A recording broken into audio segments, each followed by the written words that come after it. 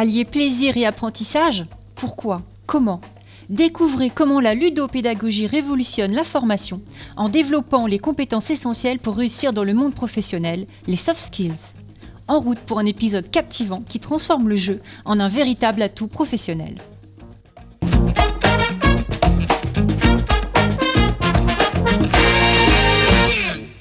Bonjour et bienvenue à tous pour ce nouvel épisode des Causeries de la pédagogie. Aujourd'hui, nous allons explorer la ludopédagogie et son rôle dans le développement des soft skills. J'ai le plaisir d'accueillir de nouveau Sandrine Voisin, directrice opérationnelle du futur campus des métiers et des qualifications d'excellence, solidarité et bien-être. Sandrine, bonjour. Bonjour Stéphanie. Sandrine, peux-tu nous rappeler, pour commencer, ton rôle et l'importance de l'innovation pédagogique dans ton domaine ? Oui, alors je vais rappeler ce qu'est le campus des métiers et des qualifications d'excellence, solidarité et bien-être, qui est donc actuellement en cours de projet sur le territoire. Un campus des métiers et des qualifications, c'est un label interministériel qui est attribué à un réseau d'acteurs qui couvre les acteurs de la formation, de l'innovation, les acteurs professionnels, les fédérations d'employeurs, les collectivités, les institutionnels et les laboratoires de recherche. L'ensemble de ce réseau d'acteurs, il traite d'une filière, et en l'occurrence, le campus des métiers et des qualifications d'excellence, solidarité et bien-être traite de deux filières, la filière sanitaire et la filière sociale et médico-sociale. Donc les métiers du care au sens large. Il a pour objectif, ce campus, de promouvoir les métiers de ces filières, de les rendre attractifs, mais surtout de travailler à l'adaptation, à l'adéquation emploi-formation et de préparer via la révision et l'adaptation de la gamme formation, de préparer les apprenants et les professionnels aux métiers et aux évolutions des métiers de demain. Pourquoi? C'est la question, première question du jour. Pourquoi est-il crucial d'innover en pédagogie, notamment sur le thème des soft skills? Alors, les soft skills sont essentielles. Elles sont au cœur de tout processus d'insertion, d'orientation et même de mobilité professionnelle, et qui plus est, je dirais, dans un contexte d'accélération des métiers.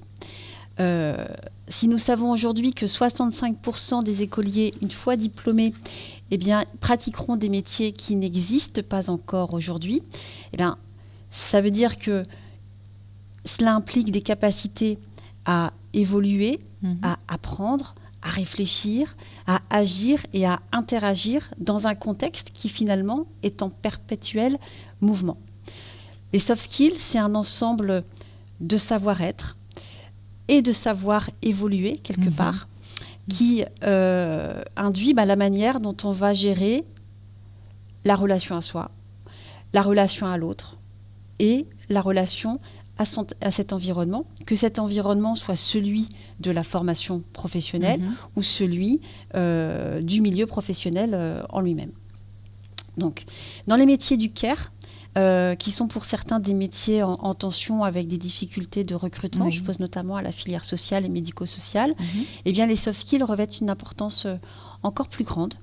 Si on prend par exemple l'exemple des intervenants à domicile, le contexte professionnel indique des modalités d'exercice assez isolées, c'est-à-dire qu'on intervient seul au domicile des personnes accompagnées, et ça amène une extension des compétences attendues. On n'est pas uniquement sur des savoirs et sur des savoir-faire, ça amène un savoir-être et un savoir évoluer spécifique à ce contexte d'intervention seul. Donc, les compétences professionnelles et techniques seules ne suffisent pas, on le voit. Il faut leur adjoindre des compétences humaines et relationnelles, les soft skills. Donc, les métiers du care requiert savoir-faire, mais il requiert également des savoir-être, être à l'heure dans une prise en charge médicale, dans le monde du soin où on évolue à une vitesse vertigineuse. Ça va permettre de réguler le nombre de patients, parfois, qui n'auront plus l'impression d'être considérés comme peut-être des numéros. Et qui, eux, souhaiteraient que l'humain revienne au centre de la relation. Donc, les compétences, les soft skills améliorent les savoir-faire, les savoirs et savoir-faire techniques. Donc, au travers du campus, nous prévoyons de mettre en place des actions et des formations sur le développement comportemental et l'évaluation des soft skills. Notamment, nous prévoyons de travailler via des outils immersifs qui permettront aux apprenants de s'entraîner. Plusieurs modules seront proposés, la prise de parole en conflit, la prise de parole en public, la gestion de conflits, la faculté d'adaptation. Et grâce à ces outils immersifs en réalité virtuelle, eh bien, les apprenants vont pouvoir être confrontés au contexte pour lequel ils se préparent et plus particulièrement donc s'entraîner pour ensuite mesurer l'écart entre ce qu'ils présentent aujourd'hui comme compétences comportementales et ce qui va être attendu d'eux dans le milieu professionnel. D'accord. Alors, je propose effectivement de faire un petit focus sur la ludopédagogie en parlant de cette application pratique de la ludopédagogie. Nous avons récemment, Sandrine, bénéficié d'une expérience très enrichissante avec 2 expertes belges qui sont venues nous voir au sein de la DRAFPIC Réunion, également au sein de notre Greta. Donc nous avons reçu Hélène Van Kerbroek, experte du Formaform, et Christine Piret du Forem. Donc ce sont 2 organismes de services publics autonomes qui vont aider les professionnels de la formation, de l'orientation et de l'insertion socio-professionnelle à développer leurs compétences, qui vont intervenir pour le Forem auprès des citoyens, mais aussi auprès des entreprises. Voilà. Et l'ensemble, effectivement, leur donne une force de frappe très importante pour favoriser l'insertion professionnelle. Ils sont venus nous présenter un projet européen, Next Step for SFC, nouvelle étape vers les savoir-faire comportementaux, donc une autre dénomination possible des soft skills dont il est question. Je propose que nous regardions une interview qui a été faite de ces 2 expertes où elles nous présentent la formation dont nous avons pu bénéficier récemment.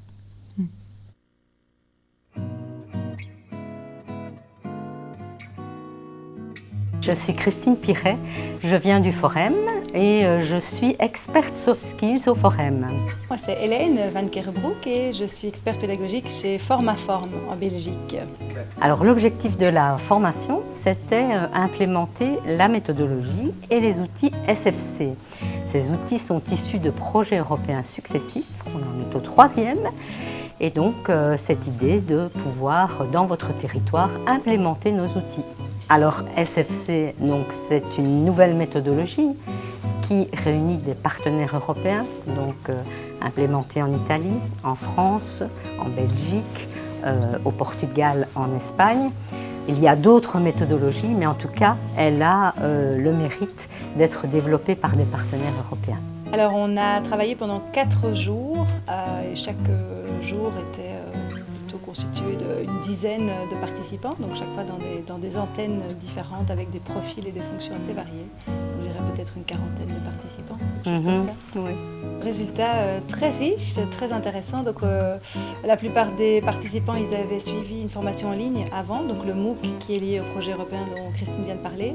Et donc nous, on était là pour, en classe inversée, revenir sur les acquis et aller plus loin dans la transposition en objectifs concrets, en contextualisation des outils et en piste d'utilisation de ces outils dans les contextes de la Réunion. La conclusion, c'est qu'on a cette volonté d'élargir la communauté des SFC, donc SFC, savoir-faire comportemental, et donc les retours d'expérience de la Réunion seront les bienvenus pour notre communauté. Alors en matière de retour d'expérience, on peut déjà commencer par évoquer cette formation en question. Donc à savoir que le Forem et Formaform mettent à disposition en ligne, et donc ouvert à tous, un MOOC qui a été évoqué précédemment également, donc qui nous indique la méthode qui a été mise au point et les outils qui ont été créés pour l'application de cette méthode. Donc parmi les outils, il y en a différents. Il y a une shopping list, donc qui est une liste de 27 savoir-faire comportementaux qui ont été définis comme les principaux par rapport aux différents métiers. Une méthode en 4 temps. La première méthode, ça va être détecter, définir de 3 à 6 savoir-faire comportementaux liés à un contexte de travail ou de formation assez précis, les définir clairement, définir des indicateurs observables, bien sûr, et puis, de fait, observer ces savoir-faire comportementaux en situation. Ils ont même construit un visio, savoir-faire comportementaux, donc ça va être un radar, une application digitale qui permet, via un radar, de mesurer l'évolution des savoir-faire comportementaux par rapport à un objectif. Voilà. À savoir que le Forum a tout de même créé des visios, des radars pour 90 métiers. Voilà.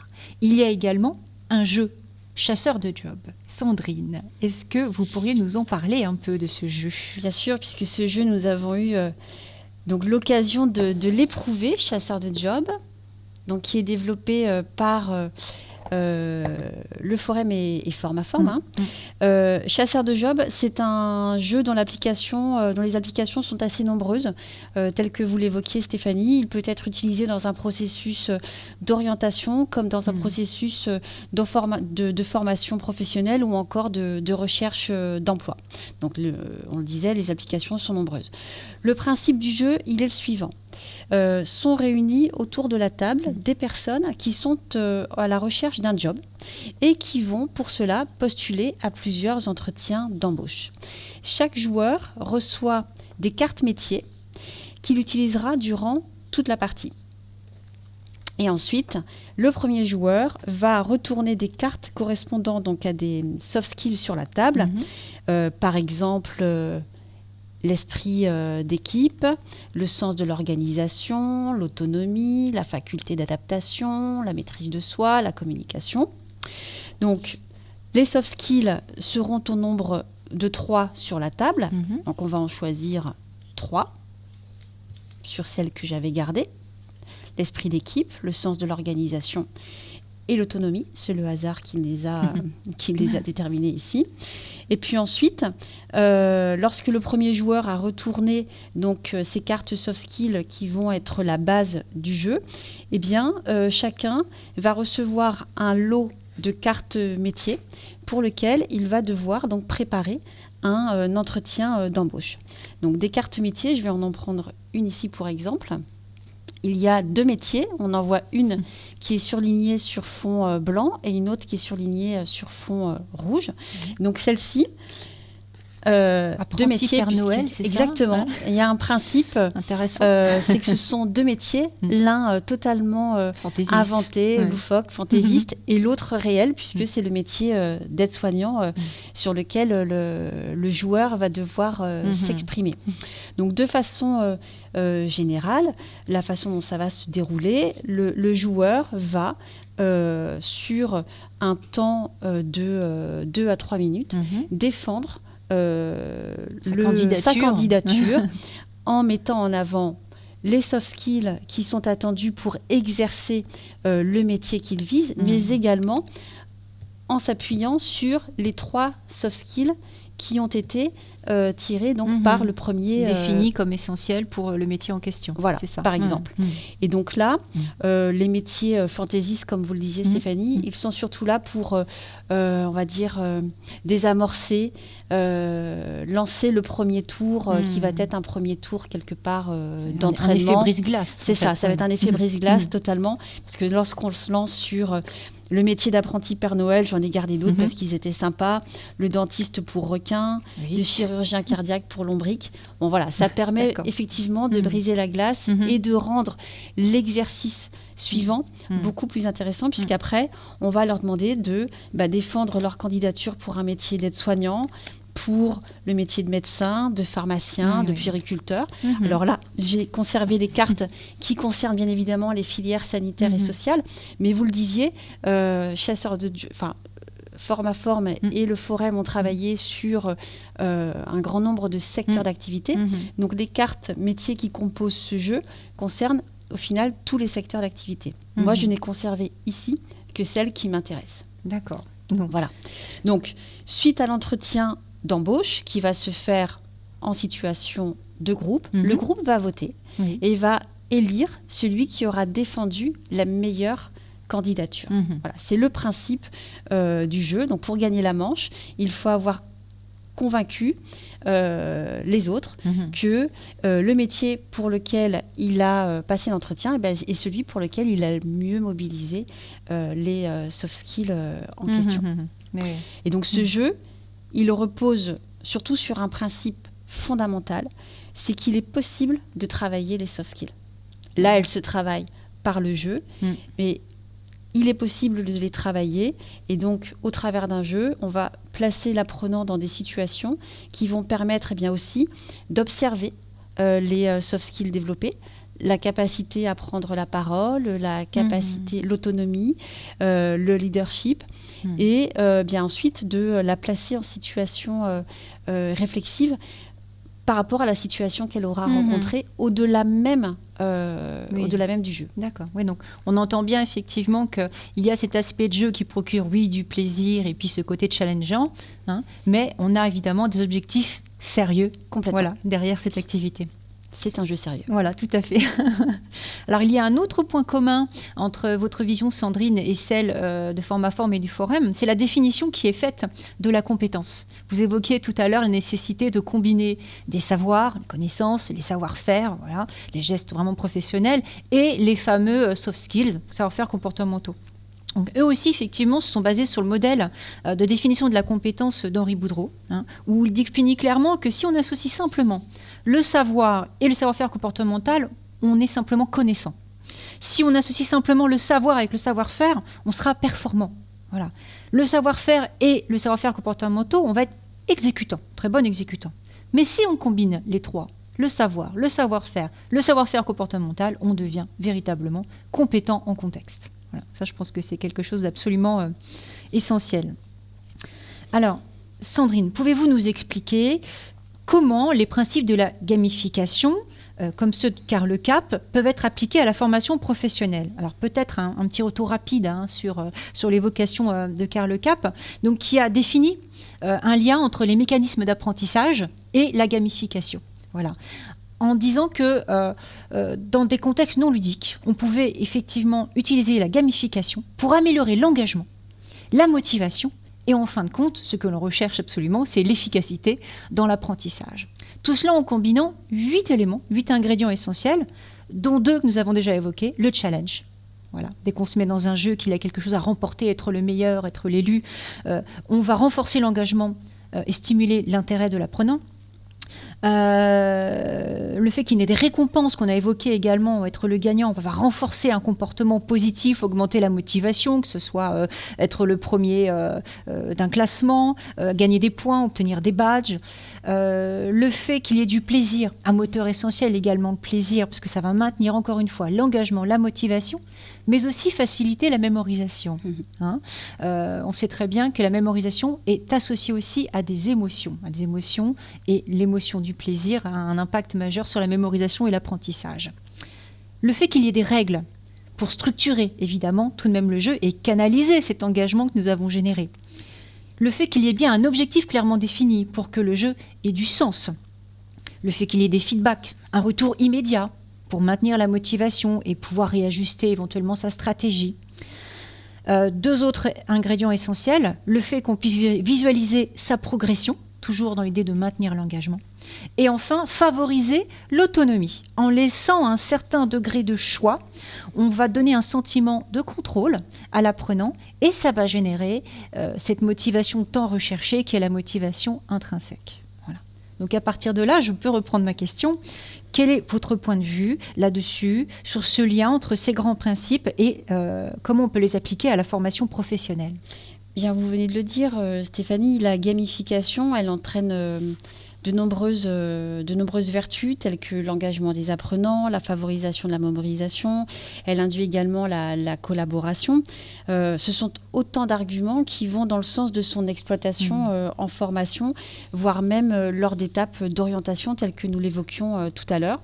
Alors, ma préférence, elle va, pour rebondir sur ce que vous disiez en termes de jeux sérieux, elle va aller davantage aux jeux qui se pratiquent en présentiel, toujours dans le contexte de la formation professionnelle, parce que du fait des interactions dans le groupe, eh bien, elle va augmenter la capacité d'apprentissage. Voilà. D'accord. Je propose de regarder peut-être quelques illustrations de cette formation animée par les experts du Forum et de Formaform qui ont justement utilisé la ludopédagogie, la gamification. Voilà. Alors, les grands principes de Karl Kapp, que j'ai cités, que vous voyez ici apparaître. Et nos petites illustrations. Alors, on peut voir effectivement des soft skills que nous nous sommes attribués à chacun. Voilà, une autre façon de travailler en ajoutant le principe de l'intelligence collective également. Tout à fait. Voilà, nous voyons ce travail de groupe. Je pense qu'on peut lire sur nos visages le plaisir à jouer. Tout à fait. Voilà. Et donc, ce fameux jeu chasseur de job qui nous a tous séduits et que nous avons eu envie, comme vous le voyez tout à l'heure, de mettre en application par la suite. Complètement. L'objectif, il va être de pouvoir de le contextualiser et de le mettre en place au sein du campus des métiers et des qualifications. Ouais, tout à fait. L'importance de la contextualisation. Alors du coup, vous pensez exploiter cette gamification dans des programmes de formation à venir dans le futur campus des métiers et des qualifications d'excellence, solidarité, bien-être? Oui, complètement. Donc l'objectif que nous avons, c'est de proposer la gamification de la formation professionnelle, c'est-à-dire d'introduire des activités ludiques dans des parcours de formation ou d'orientation. Mais également de développer des jeux sérieux. Alors des jeux sérieux qui seraient ou des jeux, je le disais tout à l'heure, de plateau, de cartes ou des jeux numériques. On peut s'appuyer sur des jeux sérieux qui existeraient déjà dans le champ sanitaire et social, mais on peut tout à fait aussi partir d'un jeu grand public et le détourner, l'adapter, le contextualiser pour travailler sur certaines thématiques ou pour travailler sur certaines problématiques. Si je prends l'exemple d'un jeu grand public qui pourrait être détourné dans le champ de l'orientation, c'est par exemple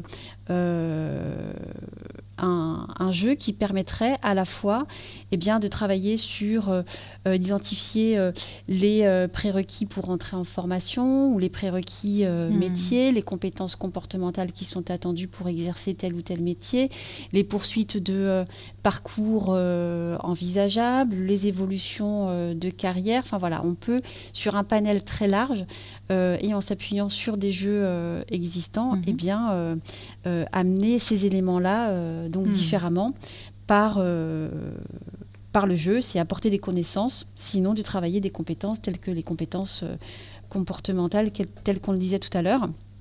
Alors, qu'il s'agisse de gamification, de développement de jeux sérieux, tous porteront donc sur des thématiques majeures des secteurs sanitaires et sociaux et médico-sociaux. Et par exemple, sur des thématiques telles que le numérique en santé, le handicap, l'égalité professionnelle femmes-hommes, la responsabilité sociétale des organisations, mais également sur des compétences comportementales telles que par exemple le travail en équipe. Tout à fait. Oui. Pour conclure, Sandrine, quel est votre ressenti sur les méthodes de ludopédagogie dont nous avons discuté aujourd'hui et comment pensez-vous les proposer au réseau des acteurs de la formation composant le campus? Alors le jeu permet d'augmenter, on l'a dit, l'engagement, l'appétence pour l'activité, tout en s'adaptant au niveau de chaque apprenant et donc au niveau de chaque participant du jeu. L'intérêt du jeu, vous l'avez démontré au travers de vos précédentes interventions. L'intérêt du jeu, il n'est plus à démontrer. Lorsqu'on l'utilise dans un objectif donné et avec des règles données, le jeu conduit l'apprenant à faire des choix qu'il va devoir expérimenter et qu'il va faire selon son niveau de compétence et selon ses connaissances. Et l'objectif du jeu, ça va être de placer l'apprenant dans une zone quelque peu inconfortable, qui est à la limite justement de ses connaissances et de ses compétences, pour l'amener à, quand il va faire des choix, à être dans une posture réflexive et à identifier l'écart qu'il doit, les écarts avec ce qui est attendu en termes de connaissances et de compétences. C'est une zone d'apprentissage, très clairement. Et cette zone d'apprentissage, l'intérêt, c'est qu'elle est à la fois adaptée, différenciée, individualisée et contextualisé, nous l'avons dit, aux différents métiers que l'on va vouloir, compétences professionnelles que l'on va vouloir travailler. L'autre avantage du jeu, surtout dans le champ des métiers du care, c'est le droit à l'erreur. Et donc le droit à l'expérimentation. Prenons l'exemple d'un jeu dont l'objectif est de sauver une personne. Si, au final, cette personne n'est pas sauvée. Si on échoue. Si on échoue.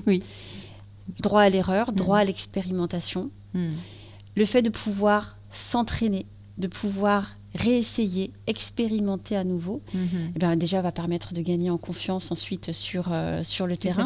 Mais ça n'aura pas d'impact. Cette personne, dans la réalité qu'il fallait sauver, elle est toujours en vie. D'accord. Donc, ça permet le jeu, justement, dans les métiers du care, je trouve qu'il a vraiment du sens parce qu'il permet d'expérimenter et de s'entraîner. C'est également l'intérêt pour nous, au niveau du campus, c'est que c'est un accélérateur du temps. Nous l'avons dit, nous sommes quelque part dans une accélération de la transformation des métiers. On doit pouvoir être en capacité de suivre ce mouvement-là. Or, sur certaines thématiques, pour pouvoir y travailler en équipe, ça prend du temps, ça peut prendre des semaines, ça peut prendre des mois, alors que par le jeu, on peut commencer à désamorcer certaines problématiques et en quelques heures, en une journée, on peut d'ores et déjà peut-être faire ressortir des axes de travail. Donc pour toutes ces raisons, la ludopédagogie est complètement adaptée aux filières sanitaires, sociales et médico-sociales et sera impulsée autant que possible par le campus des métiers et des qualifications. Très bien. Donc le jeu, oui, accélérateur de temps, j'aime beaucoup cette expression. Je pense que nous conclurons là-dessus. Merci encore Sandrine pour votre présentation de ce jour et très bonne continuation dans votre campus. Merci Stéphanie pour l'invitation. À bientôt. À bientôt.